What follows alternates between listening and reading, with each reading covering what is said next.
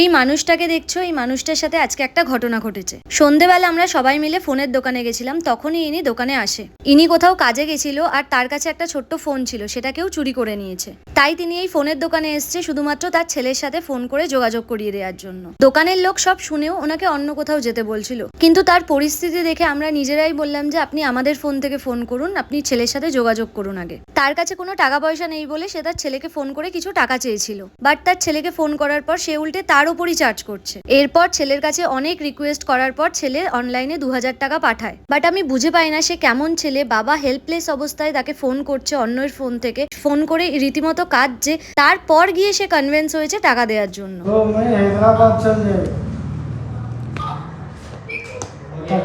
Station में हूँ। हो गया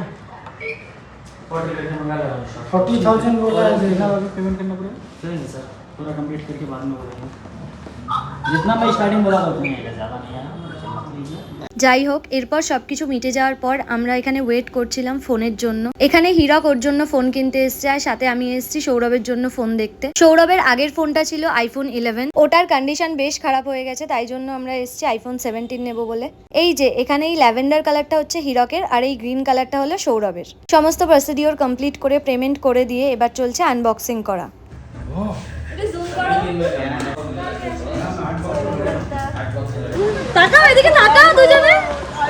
হীরকের এটা ফার্স্ট আইফোন, ও অনেকদিন ধরে ট্রাই করছিল এটা নেওয়ার জন্য। তো নতুন ফোন কিনেছে বলে ও এখন এখানে সবাইকে মিষ্টি মুখ করাচ্ছে, মিষ্টি কিনে এনেছে সবার জন্য। এরপর স্টুডিও থেকে গেছিলাম রামের বাড়িতে।